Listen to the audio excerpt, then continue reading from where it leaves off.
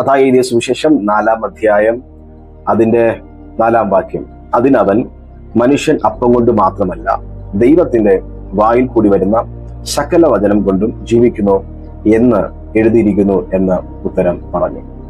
When we read Matthew chapter 4 verse 4, but he answered and said, it is written, man shall not live by bread alone, but by every word that proceed out of the mouth of God. So God answered, Jesus Christ answered to the Satan about man is living, not just only the matter of fleshly bread and water. It is from each and every word of God will give them strength. എന്നെ കേൾക്കുന്ന പ്രിയപ്പെട്ടവരെ, ഏലിയാവിന്റെ കാലഘട്ടത്തിൽ ഏറ്റവും കൂടുതൽ അപ്പത്തിനും വെള്ളത്തിനും വേണ്ടി ദാഹിച്ച പ്രവാചകനാണ് ഏലിയാവ്. When I asked Prophet Elijah, why did you cry in the brooks? Why did you cry in all the circumstances where you faced and where we read about you? ഏലിയാവ് പറയും, വെള്ളവും അപ്പവും അല്ല എന്റെ മാറ്റർ, വചനമാണ് എന്റെ മാറ്റർ. അപ്പത്തിനായുള്ള വിശപ്പല്ല, വെള്ളത്തിനായുള്ള ദാഹമല്ല, ദൈവവചനം എന്നോട് സംസാരിക്കുന്നില്ല. God never answered my prayers. God is not replied me. അവിടെയാണ് ഞാൻ ക്ഷീണിക്കപ്പെട്ടത്. എന്നെ കേൾക്കുന്ന ദൈവത്തിലെ ഫിസിക്കൽ നീഡ് നിൽക്കെ സ്പിരിച്വൽ അപ്പത്തെയും വെള്ളത്തെയും ആഗ്രഹിച്ച് അതിൽ ജീവിക്കുന്നവരാണ് അഭിഷിക്തൻ.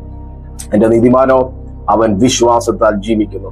ഞാൻ വീണ്ടും പറയാം, ഫിസിക്കൽ നീഡിനേക്കാൾ വലിയതാണ് ദൈവിക ശബ്ദത്താലുള്ള ശക്തീകരണം. എന്റെ നീതിമാൻ വിശ്വാസത്താൽ ജീവിക്കും. അതെ, യഹോവ ഭക്തനെ തനിക്ക് വേർതിരിച്ചിരിക്കുന്നുവെന്ന് അറിവിൽ.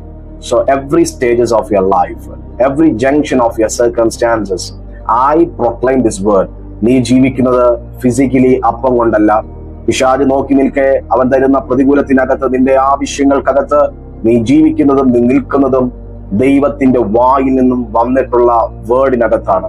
ഞാൻ പറയുമ്പോൾ ചില വ്യക്തികളുടെ ജീവിതത്തിൽ നിന്റെ മുമ്പിൽ കാണാത്ത ഫിസിക്കലിനെ സ്പിരിച്വൽ റലത്തിന്റെ വാക്ക്, yes, the word that deliver from God, ദൈവത്തിന്റെ വായിൽ നിന്നും വരുന്ന വചനം കൊണ്ടും ജീവിക്കുന്നു.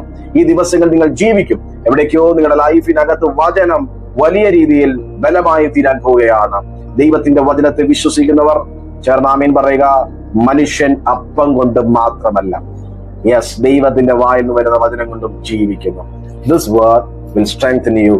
This word will give you authority over all the demonic questions. God bless you all. Amen.